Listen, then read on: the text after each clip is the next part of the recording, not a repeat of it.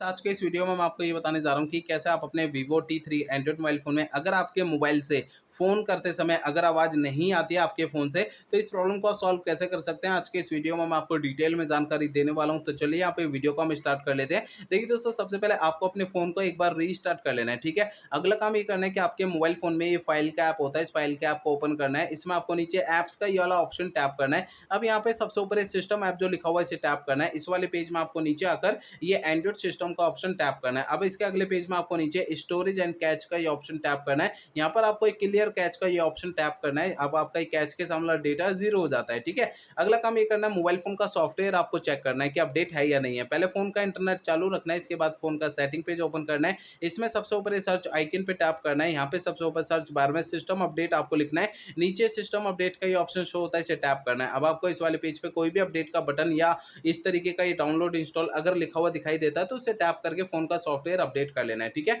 अगला काम ये करना है कि आपके मोबाइल फोन का जो स्पीकर होता है उसे आपको हल्के हाथों से साफ करना है। होता क्या है, स्पीकर में थोड़ी बहुत धूल मट्टी जमा हो जाती है, जिसके कारण फोन करते समय आवाज नहीं आती है। तो ध्यान रखना है, स्पीकर को ना हल्के हाथों से साफ करना है, ज्यादा ताकत या दबाव नहीं लगानी है। अब देखिए, अगला काम ये करना है कि आपको अपने मोबाइल फोन को रीसेट करना है। देखिए दोस्तों, यहाँ पे मोबाइल फोन को रीसेट आपको तब करना है जब मेरे बताए हुए पिछले प्रोसेस कोई भी काम नहीं करते हैं, तब आपको फोन को रीसेट करना है, अदरवाइज नहीं करना है। फोन को रीसेट करने के लिए फोन का सेटिंग पेज ओपन करिए। इसमें सबसे ऊपर सर्च आइकन पे टैप करना है। यहाँ पे सबसे ऊपर सर्च बार में रीसेट आपको लिखना है। नीचे आपको ये ऑप्शन मिलता है erase all data factory reset, इसे टैप करना है। आपका फोन डायरेक्टली आपको सेटिंग में लाएगा। Erase all data factory reset पे टैप करेंगे तो अगले पेज में सबसे नीचे इरेज ऑल डेटा का ये ऑप्शन टैप करना है। इससे आपका फोन जो है रीसेट हो जाएगा और आपकी प्रॉब्लम जो है वो सॉल्व हो जाएगी। लेकिन फोन को रीसेट करने से पहले दो बातों का ध्यान रखना है। पहली बात ये ध्यान रखनी है, आपके फोन का जो डेटा है ना उसका बैकअप ले लीजिए अपने फोन में। और दूसरी बात ये ध्यान रखते हैं, आपके फोन की जीमेल आईडी और उसका पासवर्ड आपको पहले से नोट करके रख लेना है। तो ये दो काम पहले करना है, उसके बाद फोन को रीसेट करना है, ठीक है।